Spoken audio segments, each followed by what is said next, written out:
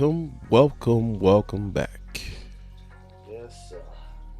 to the Back Porch Sports Podcast. With your boy Fonz. And Quan. Well, man, how's it going, brother? Well, this week it's been an interesting week. Man, shoot, interesting is not even the word. But before we get into this week, we want to thank y'all for tuning in and joining us on this ride. To all our subscribers, everybody that's in the after party, everybody that downloads the podcast, we appreciate you guys because we would be nothing without you. Exactly. Well, now that I got that out the way, so we gonna jump right into the news. We're gonna jump right into the news. This I'm gonna go ahead and warn y'all now. So if you don't want to see this part because it's gonna be diagnosed ad nauseum, feel free to fast forward. And I said a lot of F's in that little alliteration. But you killed them though. Yes, sir. Yes, sir. I ain't stumbled not one time. So, what they call the slap heard around the world. Yep. The Fresh Prince. The Fresh Prince slapped Pookie. Those of y'all don't know, Chris Rock played Pookie in New Jack City. He was a crackhead or whatever. All right, so it was. They called it an altercation. I wouldn't even call it an altercation. That was an altercation. That was far from an altercation. That was a slap, and we gonna get into that part shortly. But you know what? I got footage of it. Y'all done seen it a million times. So we're gonna roll this little reel right quick, and then we're gonna come back with our analysis.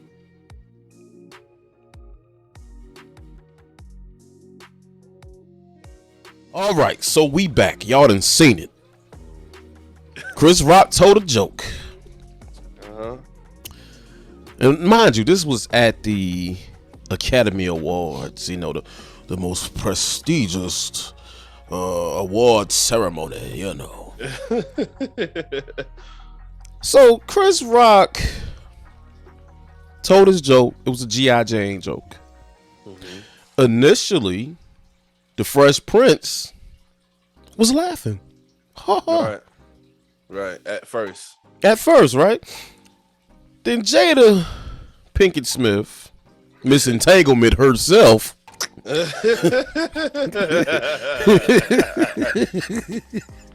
press pause.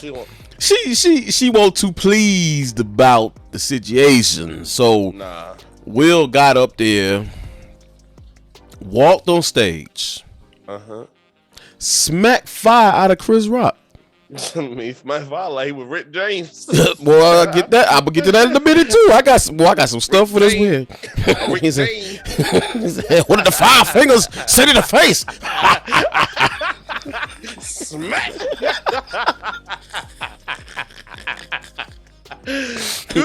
Good. And he turned around and walked back to his seat. Cool, calm, and collected, right? Chris was trying to, Chris is from Brooklyn. He was born in South Carolina, but he was Brooklyn raised.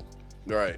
And if you saw the initial reaction after the slap, Chris was like, right. Chris was about to put them paws on him.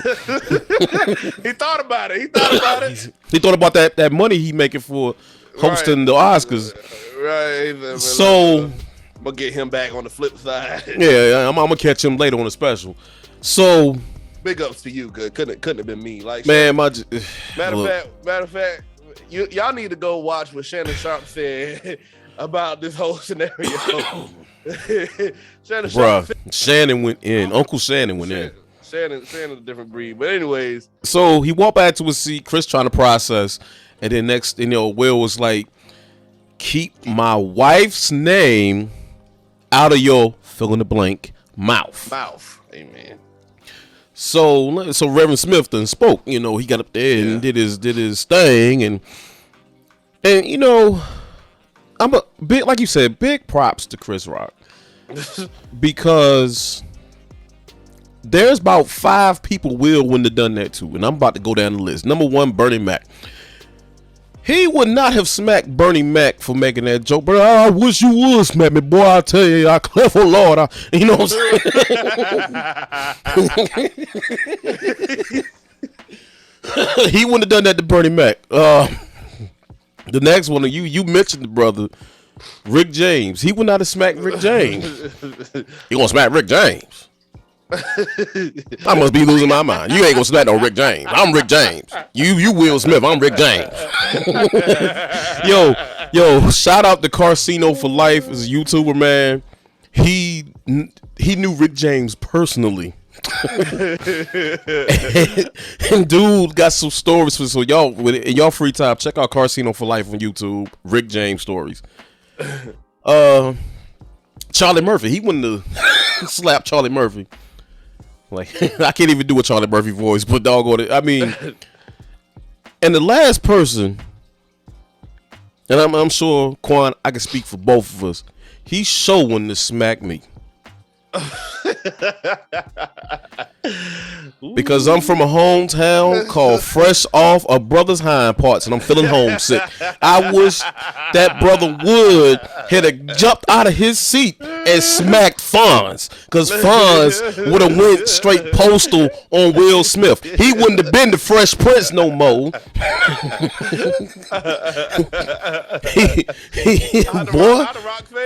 I forgot how the Rock said something about candy. The Rock would have said this.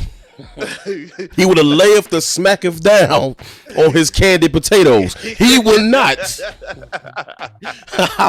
Boy, like last week I feel my hip. I'm sitting there stomping my foot. I feel my hip coming on. He would not have. I don't care what kind of joke it was. So let's give y'all some history on, because this was what you call the rising climax. Yeah, this was like the happy ending.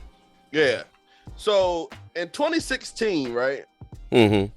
Chris Rock once again hosted the Oscars. Mm-hmm. And joked about Jada Pinkett Smith and her husband boycotting over Oscars So White, the online movement which began as a way to address the lack of diversity at the Academy Awards. Facts. So that's one.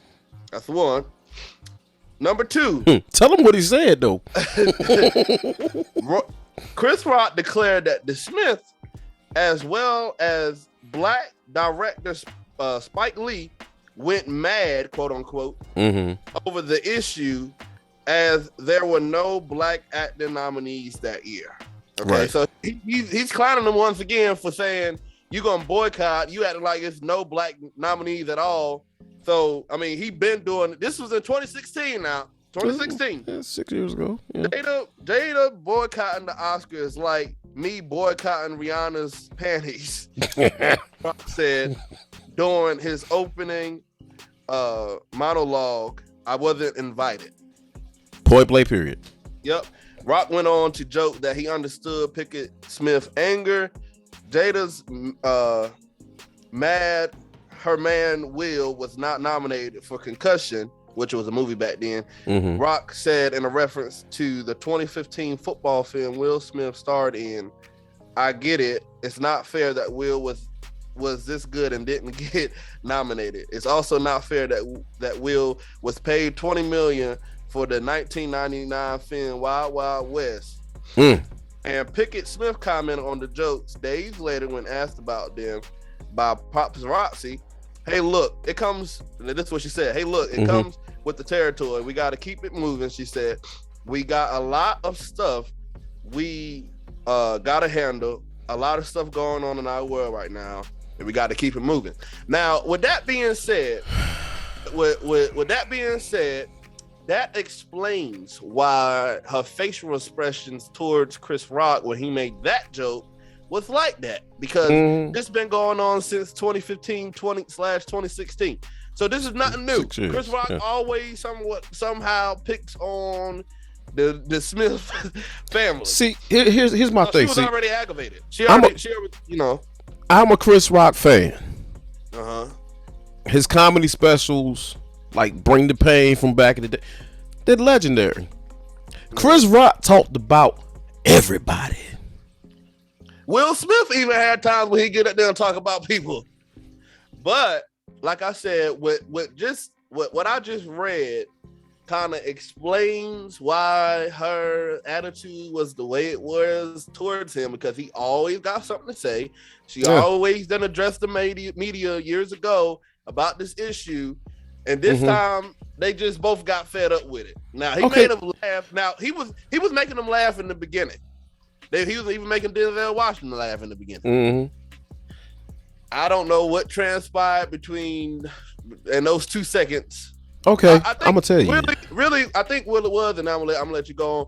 But I think what it was, if I say something to you right now, like, and you may not laugh, but when other people laugh, you know it intensifies things. So yeah, he's been laughing like ha ha ha, and then everybody like, oh, she really do like G.I. That's when it intensified, and Will said, "Okay, I'm gonna go ahead and smack him in the face." See, I'm gonna say this, and then we gonna move on, right?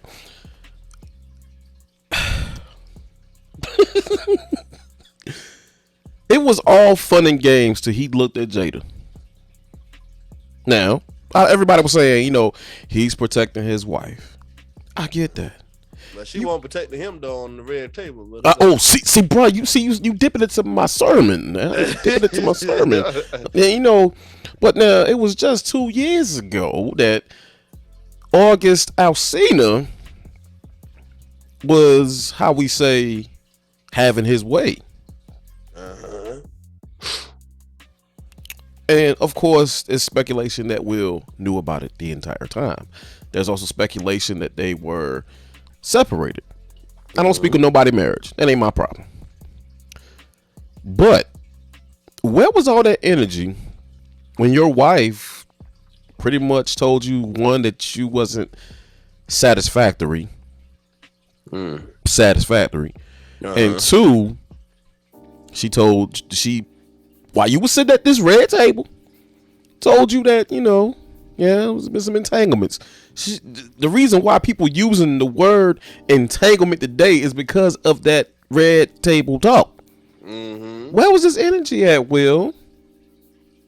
I'm gonna tell Uncle Phil on you. I think not only that, but Will, as you can see in his speech when he claimed his award, he has a lot of other frustrations towards Jada. I mean, I think he's more aggravated with Jada than anybody else. That slap wasn't towards Chris Rock. It was towards everybody that had something to say. Exactly. That's why he went up there and did it, and that's why he walked away and didn't care about what Chris Rock was gonna do. Deep down inside, I felt like he was embarrassed.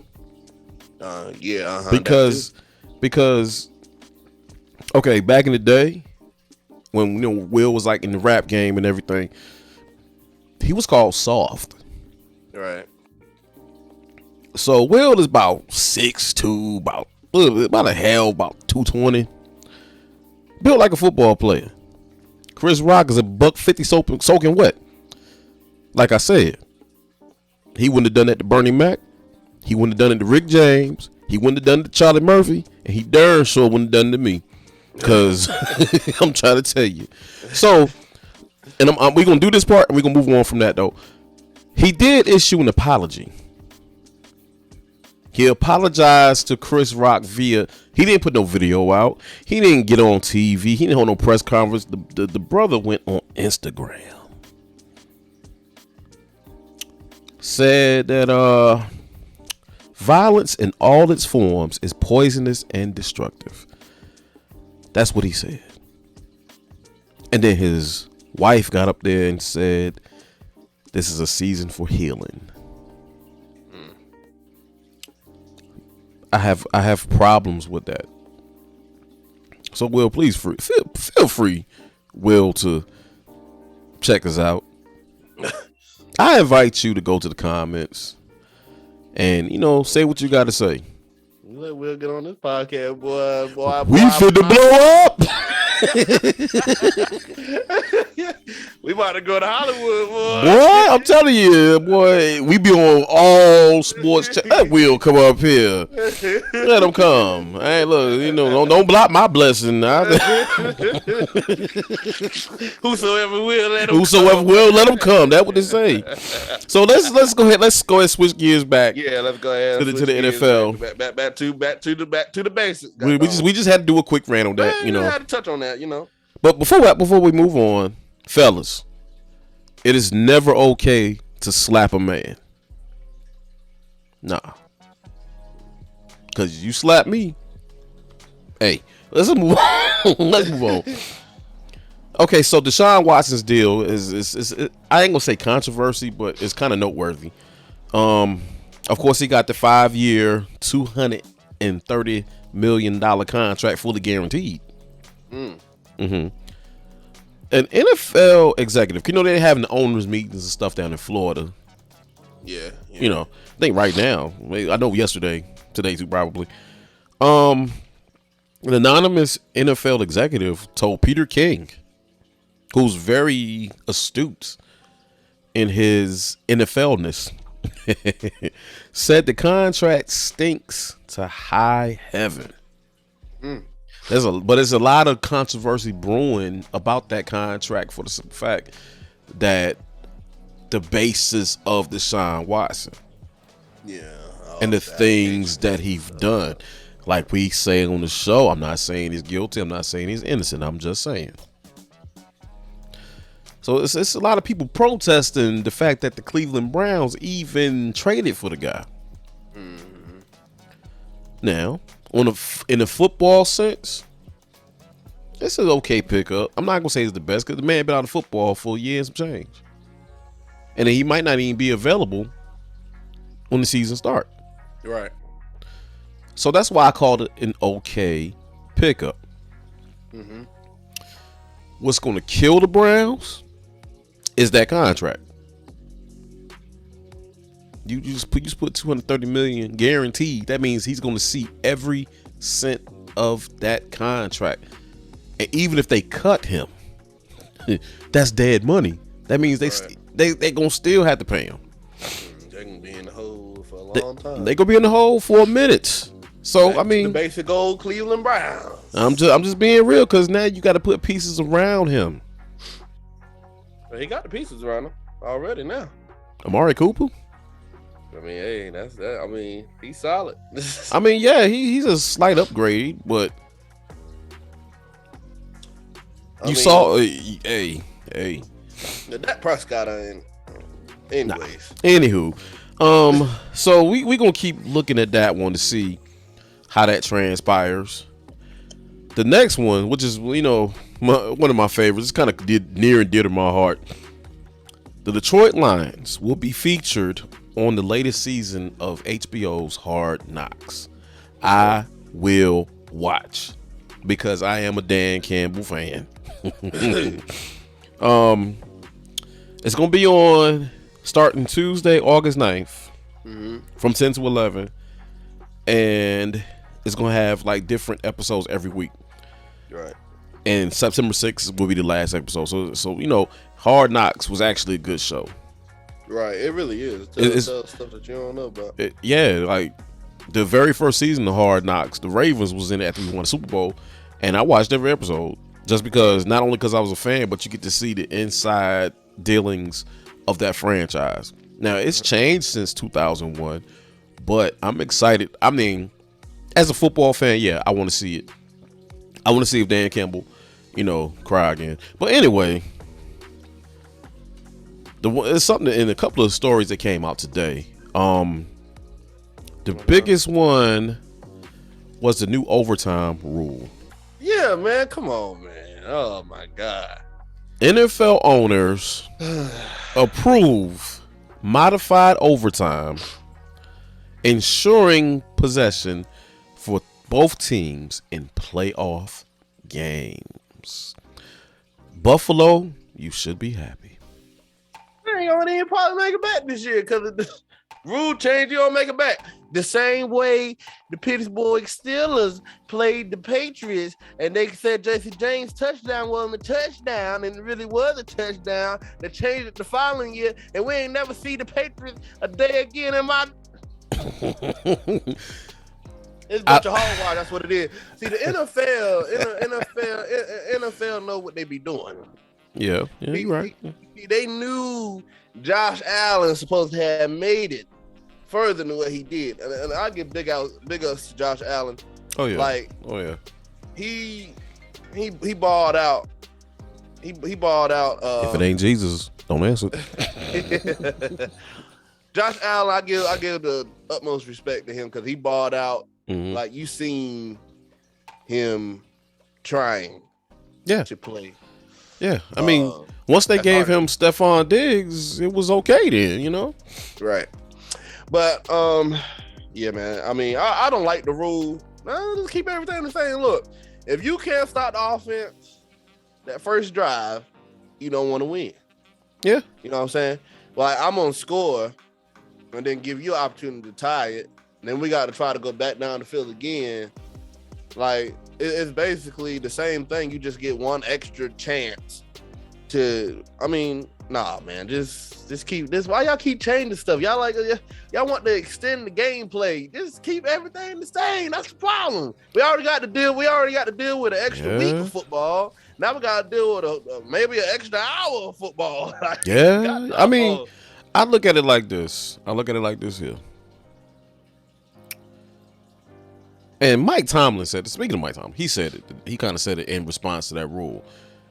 He's a proponent of sudden death. I like sudden death because that makes the game that much more interesting. Because now it intensifies the game. It makes the defense want to stand up because they got to get that ball back and make the offense want to score. Right. Yeah. Then the first one, sudden death. Yeah, go and get out of there, scot free. Then they changed it to where, if you kick a field goal, the other team got possession. I like that one too. Right. Yeah. Because again, that was good enough. That was good enough. That should have stayed right there. Right there. Now you can go down there and score. You still got to kick the ball off to the opposing team, and they can possibly tie the game. Now, I mean, at least. Okay, well, in that aspect, now I understand why they possibly put that rule in because they give the other team a chance. But because it's not guaranteed that they're gonna go down there and score, they might throw in the game over. You know what I'm saying? It's about a 30% chance they're gonna walk back down the field. Right, unless unless you just on fire that for real. Unless it's a shootout, I don't see. I mean, it was gonna have to be a shootout in order for it to go to overtime, but. Yeah. You know what I'm saying? But yeah, overtime games really don't happen like that. Oh my God. Look at here. He's moving this shit like this nigga. Overtime games don't happen. I'm just gonna repeat myself. You crap it out. Yeah. Overtime games don't happen like that in the NFL. So I mean, now this year was kind of an anomaly because a lot of playoff games did go into overtime this year. Now, I'm on the fence about this new rule. It's like I like it, but I don't like it. I don't like it because when it comes down to it, I'm a traditionalist. Keep everything where it was. Right. Even when they was making the rules so the offenses would have better chances of doing what they have to do, I didn't like it because you took away from the defense. Right. First, you can't hit. You can't. You got to wrap them up. You can't smack them one time. It takes that element out of football. But I do like it because what if it's your team having to go to overtime? I was with my boys to get another chance. So exactly. So I like it like that. that's just like the only reason why I like it. I said, so I'm like Dumb and Dumber. So there is a chance. Yeah, you know what I'm saying. But it's straight. We'll see how it play out. Yeah, we'll see. Yeah. So, and the NFL was busy this week. They announced that a new diversity committee after the Brian Flores lawsuits. See, Art Rooney on them boys already starting something, boy. Go ahead. Make them feel bad for not being diverse in the league. I feel like they was covering their tracks, but that's a whole nother topic. So on Monday, the NFL created a diversity advisory committee to review its hiring policies and practice with a focus on senior level coach and front office personnel positions. So that means you have to hire, in so many words, a minority coach or front office personnel, which I'm totally with. They making it mandatory? Yeah, I mean, yeah. I don't know about mandatory. I don't know about making it mandatory. That's a little forceful. That's a little controlling. And I mean, yes. So is passing over a good candidate. Well, I understand that, but I would say maybe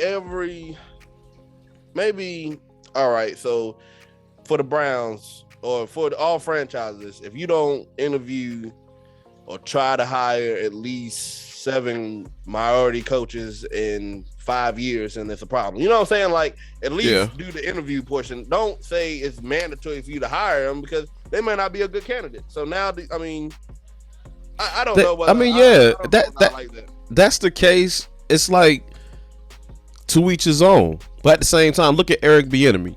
He's been with the Kansas City Chiefs and Andy Reid for a minute. Big deal now, though. I mean, it ain't never been a big deal. Because of Brian Flores' lawsuit. He sued the NFL. Yeah. And so the NFL, which is a multi-billion-dollar corporation, is not going to have that stain on the shield. No, they got to bleach it. And this is their form of Clorox. Yeah. They made a committee to say, okay, we're gonna hire more women, we're gonna hire more brothers. I bet it. I mean, hey, if I feel like if anybody is a good coaching candidate or a good team personnel candidate, black, white, purple, yellow, green, whatever, they should have a fair shake. You should not deny that person because, and this is one of the main excuses that I hear, is that they don't interview good or they don't interview well. Nobody interviews well because, first of all, you're nervous because you don't know what you're getting ready to be asked. Right. But we'll see. Well, this one right here is a good one. It's Saints head coach Dennis Allen. I knew he was gonna transition to that. Taysom Hill will focus on playing tight end. Speaking Tuesday at the NFL Annuals League meeting in Palm Beach, Florida. Nice. New Saints head coach, yes sir, Dennis Allen told reporters the plan is for Hill to focus on tight end per Nick Underhill of New Orleans football. In 5 seasons under Peyton, Hill has been used to do it all, which is true. Swiss Army knife. The 31-year-old has been a quarterback, a wide receiver, a tight end, a running back, and a special team ace. But this year, he's going to be a tight end. That he's going to be a tight end. Now, let me just make this clear. Crystal clear. Now Taysom Hill, I did like the tandem of him and Drew Brees together. On some packages they put Taysom Hill in and they would switch Drew Brees out. I like that type of offense. Give the defense something different to look at. Yeah. Both guys had different qualities that they brought to whatever. You already know Drew Brees. Taysom Hill was a big he put you in he's like, I don't want to say Mitch Trubisky, but Taysom Hill has speed and he's elusive a little bit. He's a big guy too. Like he's a little on the bulky side.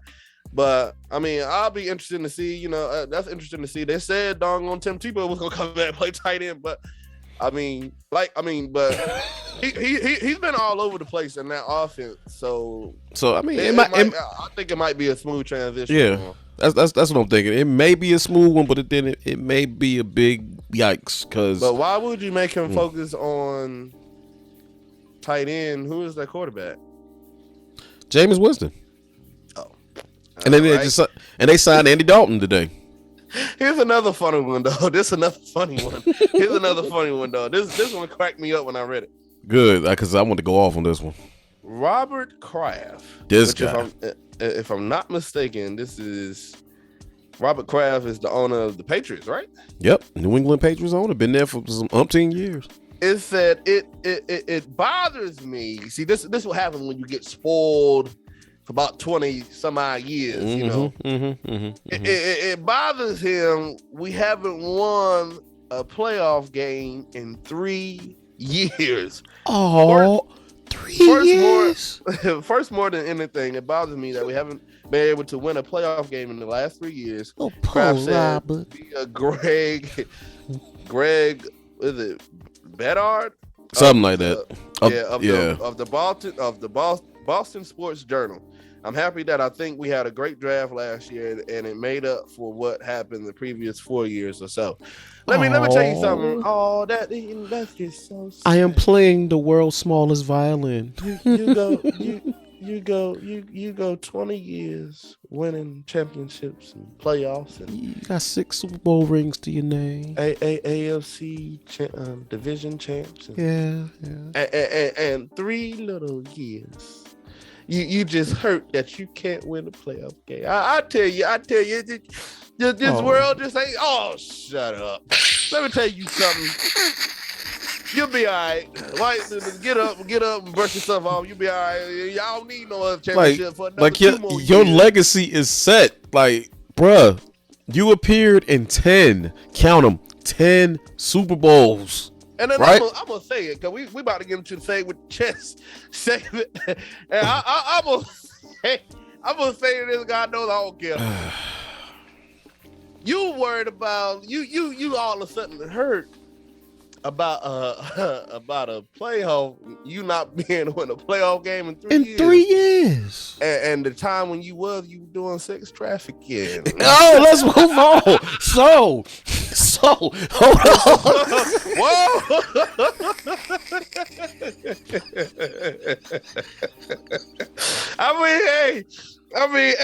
I'm just saying, it was allegations he was doing sex trafficking, yo. I'm sorry. You ain't had to hit me like that.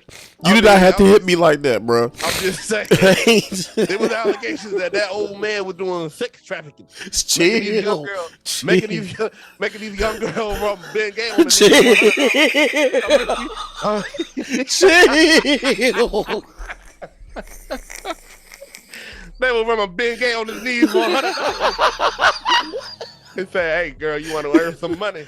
Oh God, you ain't right. See, you ain't right. You want to sit in the box, don't you? Like they did off of Medea. Oh God. Grover, you want to? We got it. Anyway. Oh my God. Moving on. Before we get into this, say it with your chest. Lord knows he said it with his chest. So Final Four is set. The Final Four is set. Boy, something wrong with you. The Final Four is set. So on Saturday, tips off at 6:09 p.m. You got Villanova taking on Kansas. Yeah. And then you got the battle for North Carolina.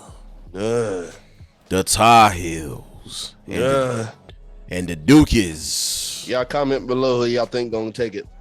I'm gonna go Duke and Kansas. See, I don't have a horse in the race because everybody knows that I love Maryland Terrapins. By default, I gotta go Carolina because I get in trouble. Oh, you get in trouble? You know how to say blink twice if you in danger. I'm just playing. But I mean, I want to see that Duke UNC game. You know, they gotta send Coach K off right though. I ain't even gonna front. Yeah, man. Go ahead, send him out right. All right, so now we done got all that fiddle faddle out the way. All this mess. Bob Kraft talking about his little feelings hurt. Will asking people what the 5 fingers say to the face. doggone everybody mad at Deshaun Watson got money, and it's time to say it with your chest. Say it with the chest. So, but I put the post. I told y'all I put the post on. I did. Now, my apologies. I did it kind of late because I had a lot going on. But we got a comment from James Collins, a long time veteran supporter. Oh yeah, from the get, from the jump, and he says, New York. He was talking about how New York Giants, the football Giants, they would have made this last year. Because it was talk about them shipping or trading Saquon Barkley. He called it a good move that they didn't. He asked us what we think. He said he think it's a win-win because he had a year left on his contract. So it's like a prove-it year. And he also goes on to say that his value could go up with a good year if they want to sign him to a long-term contract. I never understood trading Barkley if the value isn't there. Plus, you create another hole in the struggling offense. Here is my take. All right, so everything you said is logical. But Saquon, his injury history, the Giants' O-line, I don't see them really investing that type of money in a running back who is injury prone. I ain't gonna call him injury prone right now, but he's not injury prone. But he's he came off of ACL before last year, and then the Giants' offensive line was the problem. Yeah, pretty much. It was the problem when Eli Manning was there. I mean, I seen Eli Manning on his back so much in that last year, and then Daniel Jones getting that same treatment. Yeah, so man, I got to fix that, buddy. I feel like it's a wise move to keep him, but I also feel like it's a dumb move to keep him because if you invest that money into Saquon Barkley, if he had let's say he rushed for about 1,100 yards, 10 touchdowns this year, that's a pretty decent year. Right. Let's say he as far as receptions, he got about 36 receptions for 400 and some odd yards. That's big numbers, for a running back. So that means you're gonna have to back up the bank to MetLife Stadium and get that man that money, which is gonna mess you up because you're gonna have to pay Daniel Jones if you keep him. You're gonna have to rebuild that offensive line. Your defense, your $1 billion defense, getting long in the tooth. I remember they spent the most money on defense and still lost. But that's neither here nor there. So, gone are the days of Brandon Jacobs. Gone are the days of the other running back, Ahmad Bradshaw. Those days are gone. Keep him, yeah. Let him prove himself. If y'all got the money, keep him. If you got the money, keep him. If not, so it's going to be some running backs coming out the draft. I will start looking for his heir apparent. Because everybody knows the shelf life of a running back is 2 to 3 years, maybe 5 if you stay healthy. Right. But a running back gets more contact than anybody on the offense. That too. Especially if you're a run-heavy team. So, I agree with you, James, but I'm on the fence. Because, like you said, he came off ACL. The only person I seen come back from an ACL was Adrian Peterson, and he won the MVP that next year. Yeah, I feel like I'm a little on the fence too. I'm whatever is best for the team, honestly, because I don't think y'all lose anything without Saquon Barkley. I mean, don't get me wrong, Saquon Barkley is a pretty darn good running back when healthy. Oh, yeah. But him being so prone to injury, and with him coming off such a significant injury, at this time, I don't see him having a good year. Not saying he's going to get injured, but I don't see him getting over. I don't see him even getting to 1,000 yards rushing this year. Maybe 600-700, maybe at best. But with the offensive line y'all currently have right now, I don't know. But you got a draft coming up, so I will say this, we still in free agency, and a lot of trades are going on, whatever. So I mean, it's a lot of room for improvement. But a lot I of will people say gonna get cut and whatnot. You know. I mean, if y'all do keep him, I do agree with your way of thinking as far as keeping him. See whether he can stay healthy. Yeah. See what I mean? Simply that. I mean, if he can just stay healthy, then that's good enough for me to possibly sign him to an extension for maybe about a 2 year, 2-3 years, maybe. Nothing too dramatic because he hasn't had a good year since he got in the league. But definitely. I mean, just see. I don't know. Like there's certain teams out here I think that would actually give up some value for Saquon Barkley. I mean, for certain teams, but that's only if he can stay healthy. So with that being said, if y'all want trade collateral for him, keep him. You can get a second. I mean, you keep him. Let him. If he has a decent year, you can get a second or third round pick for him. Right. Now, if he rush over $1,000, you get that first round tender. I mean, but see, do like y'all rival do Cowboys. I mean, they paid Zeke first, I believe that. Yeah, they paid Zeke first. Year later, they paid Dak. Matter of fact, they paid Dak when we started this podcast. And we were we were been talking about pay Dak. Right. But see, we did the same thing with Ray Rice some years ago, and I think he got close to $100 million because he was coming in the final year of his rookie deal or whatever, and he got over $100 million.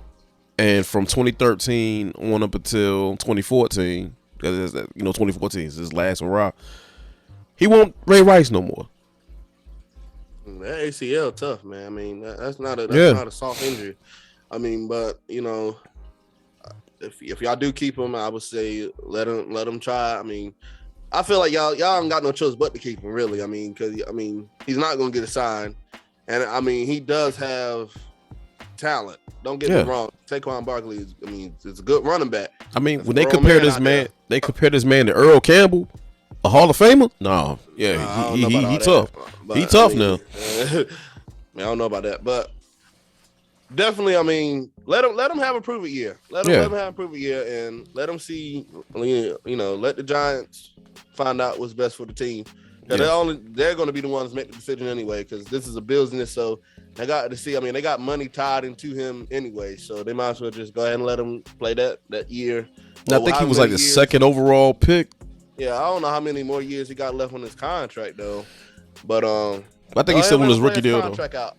Yeah, go ahead and let him play his contract out and just roll with it and just build that offensive lineup. But Daniel Jones in a quarterback battle with just signed who y'all just signed? Tyrod Taylor. So, I forgot all about Tyrod going up there.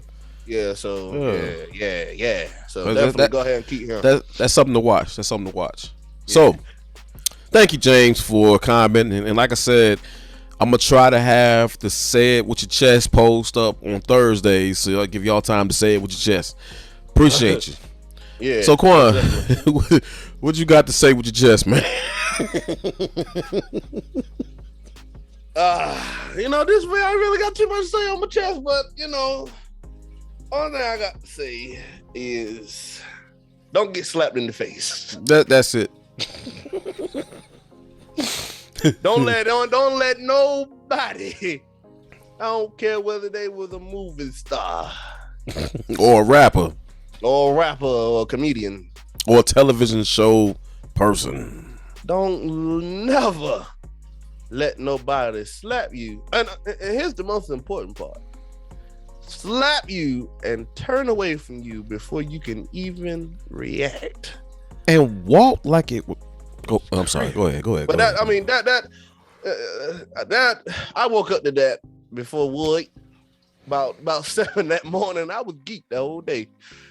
Man, I couldn't believe what I seen on national television. But I went to sleep and woke up to it Monday morning. Still forget the Cowboys, forget Tom Brady, forget Cam Newton. Yeah, forget him too, and forget whoever. I like Cam though. Whoever don't like Pitts boy, forget you too. Well, we be forgotten then, because I darn so don't like Pittsburgh. I don't care. Bring it. We'll save our rival for Ravens Steelers week. Yeah. This past Ravens Steelers. Yeah, let me say it with my chest. See, I like what you said. Don't get yourself slapped. Don't let nobody slap you. Because if I can go back to about 2006, I'm a Dave Chappelle fan too. Chappelle Show was the hottest show on Comedy Central. Yeah, that was a good show, man. That was a good show. Now, Charlie Murphy. Chappelle Show. Better not bring your kids. But Charlie Murphy told these stories. He did one about Prince, who I'm wearing today, and he did one for Rick James, right? Here's my problem with slapping. I said earlier in the show, you do not slap a man. That's kind of off. You smack a man.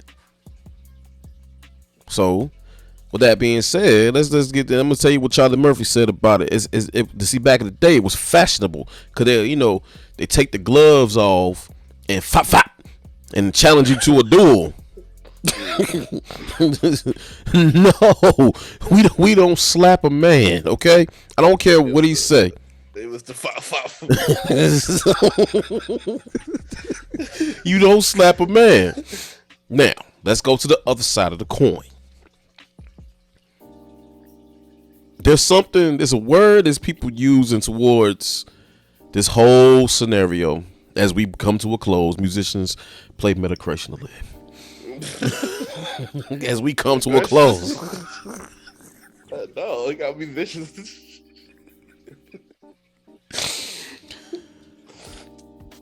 If it was my wife and somebody would have made that joke as she was dealing with something, yeah.